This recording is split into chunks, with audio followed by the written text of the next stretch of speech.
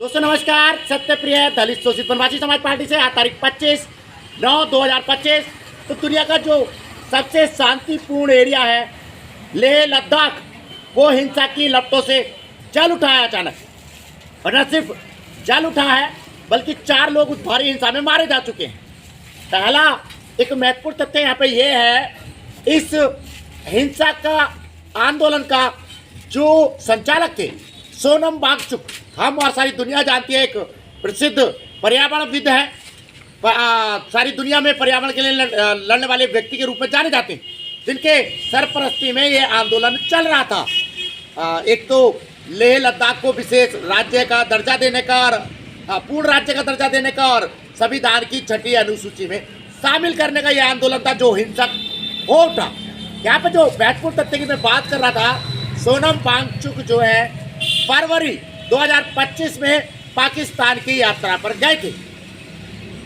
बात यह है कि आप पाकिस्तान की यात्रा पर गए, एक चर्चित व्यक्ति, एक सामाजिक व्यक्ति, और सितंबर से आंदोलन शुरू होता है और आप देखते हैं सितंबर में ही भारी हिंसा हो जाती है। क्या इसका कोई कनेक्शन है?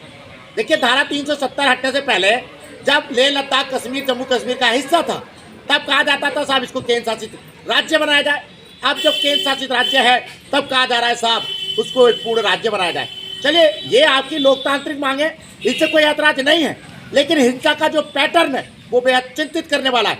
बीजेपी के स्थानीय कार्यालय पर हिंसा को फूंक दिया जाता है और उस पर्वतीय विकास परिषद को फूंक दिया जाता है जो आपके राज्य के विकास के लिए उत्तरदायित्व है।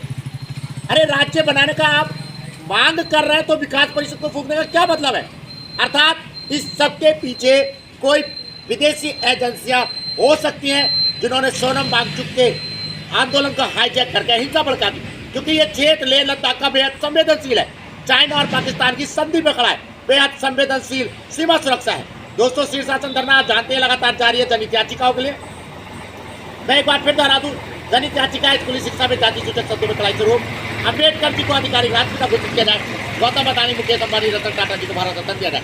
यूट्यूब चैनल आप जानते हैं सत्यप्रिय शिक्षा के नाम से लगता है, बढ़ाइएगा, सब्सक्राइब कीजिएगा।